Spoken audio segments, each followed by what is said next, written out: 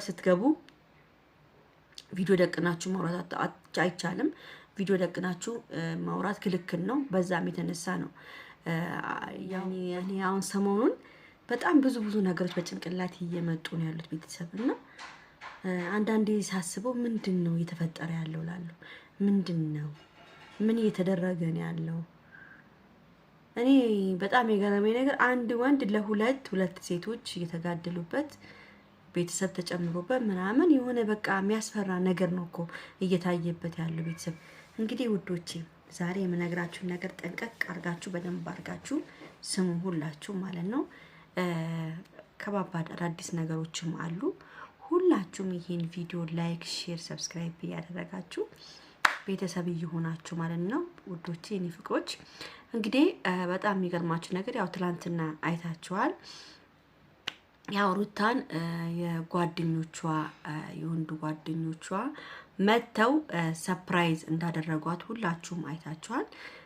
እኔ በጣም ደስ ያለኝ ያው 300,000 ሞልታ ሰርፕራይዝ ስለተደረገች እጅግ በጣም ደስ ብሎኛል።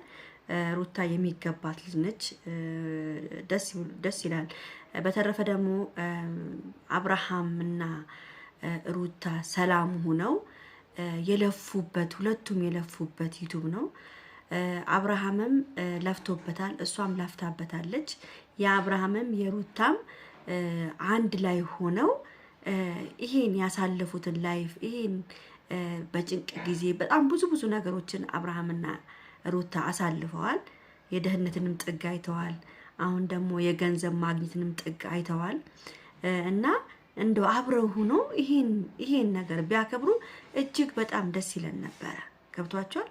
በጣም ደስ ይለን ነበር። ግን ያው የተጻፈ ብቻ ነው የሚታየው፣ የተጻፈ ብቻ ነው የሚሆነው ማለት ነው። ገብቷቸዋል።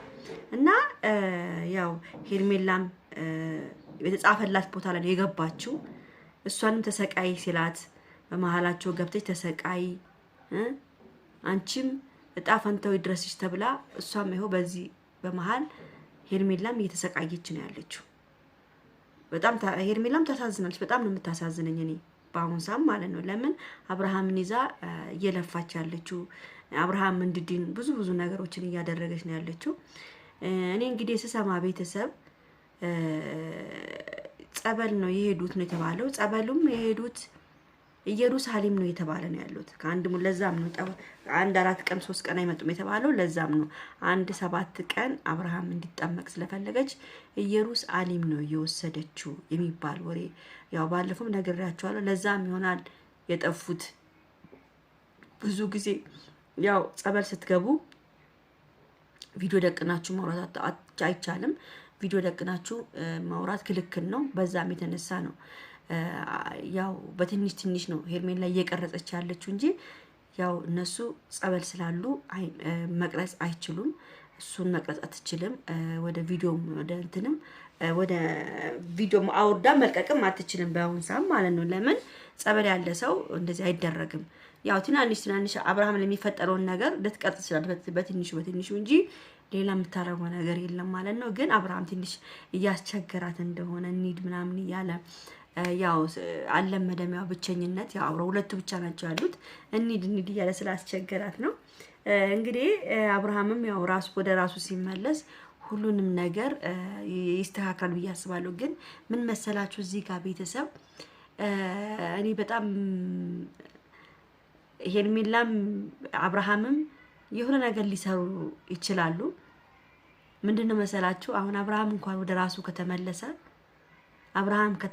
ወደ ራሱ የበፊቱ አብርሃም ከተመለሰ በጣም የሚገርማችሁ ነገር እዚህ ጋር ሲመጣም እንደታመመ ሆኖ ነው ይመጣላችሁ።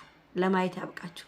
እንደታመመ ሆኖ ሁሉንም ነገር ለማየት ሁሉንም ነገር ለመፈተን ሁለቱ ተመካክረው እንደታመመ ሆኖ ነው የሚመጣው። በቃ አብርሃም እንደታመመ ሆኖ ይመጣል። እዚህ ጋር ሁሉን ነገር ነው ጉድ የሚሰራቸው ሁሉንም ማለት ነው። ኤፍሬምንም ሆነ ማንንም ጉድ ይሰራቸዋል አብርሃም አሁን የነቃቀን ተሰምታ ያላችሁ የሚፈጠረውን ነገር በጣም ከባድ ነገር ነው። ሄርሜላ ያሰበችው ነገር ነው። ታዩታላችሁ። ብቻ እኔ ሰላም እንዲሆን ነው የምንፈልገው አይደል? ሁላችንም አብርሃም ሰላሙን ነው እንዲመጣ ነው የምንፈልገው። ትናንትና ሄርሜላ ቤት ሄደው ነበሩ። ድንገት ከመጡ ተብሎ ሄደው ሲፈትሹ ሄርሜላ የለችም ቤት። የዳኒ ቤትም ሄደው ተገንጥሎ ምናምን አይተውታል። ዳኒ ጋም የሉም። እንግዲህ እነሱ ያሰቡት የሰው ቤት የተደበቁ ነው የመሰላቸው አይደለም። እነሱ ወደ ኢየሩሳሌም ስለሄዱ ነው ቪዲዮን መቅረጽም። ሰው ቤት በቀመጡማ ሰው ቤት ተቀምጠው እኮ ቪዲዮ መቅረጽ ይችላሉ ነበረ። ግን እነሱ ጸበል ስላሉ ጸበሉ እስከሚስተካከልለት ድረስ አብርሃም ወደ ራሱ እስከሚመለስ ድረስ ከራሱ ጋር ማውራት ይፈልጋል ምናምን ብዙ ነገሮች አሉ ቤተሰብ። እሱን ካደረጉ በኋላ እንግዲህ አብርሃምም ለብቻው ራሱ አሁን እንደም ሲመጣ አብርሃም አሁን ከማንም ጋር መገናኘት ሳይሆን ጸሎት ማድረግ አለበት። ከራሱ ጋራ ማውራት አለበት ራሱን ችሎ ከመጣ ማለት ነው። ግን አሁን በአሁኑ ሰዓት አብርሃም ጥሩ ነገር ላይ እንዳለ ነው እየሰማን ያለ ነው። ጥሩ ነገር ላይ ነው። ግን ምንድነው ትንሽ የሆነ ሳል ላይ ያስቸግራል ነው ያለችው። ጥሩ ነገር ላይ ይመጣና የሆነ ሳል ላይ ደግሞ እንሂድ የሚለው ነገር አለ። እሱ ትንሽ ያስቸገረኝ ነው ያለችው እንጂ ሌላ ነገር ምንም ነገር የለም። አብረው ነው ቁጭ ያሉት። ታውቃላችሁ ሄርሜላ እንክብካቤ ላይ አንደኛ ነች። እንግዲህ አብርሃምን እየተንከባከበችው ነው በደንብ። ያው ሩታም እንግዲህ ትናንትና አይታችኋል የ300,000 ተከብሮላታል።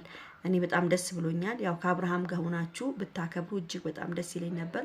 ለምን ብዙ ነገር ያያችሁ ልጆች ስለሆናችሁ ይሄንን ማደጋችሁን አብራችሁ ሆናችሁ ብታዩትና እዚህ ደግሞ መሀላችሁ ደግሞ አንድ ሰው እንደፈጠራችሁ አንድ ልጅ እንደወለዳችሁ ደግሞ በቃ ብትኖሩ ኑሮ ደስ ይለኝ ነበር። እንደውም ትላንትና ምን ተመኘው መሰላችሁ? ማን ነው ያኛው ልጁን አቅፎት አጠገቧ የነበረው ሩታን የሚያፈቅራል ልጁ እንደዚህ አቅፎት ፎቶዋቸው ላይ ሳይ ምን አለ አብርሃም በዛ ቦታ ሆኖ ይሄን ደስታ ይሄን ነገር አብሮ ሆኖ ቢያደርጉ እንዴት ደስ ይል ነበር ብዬ ነው በጣም ያሰብኩት ማለት ነው።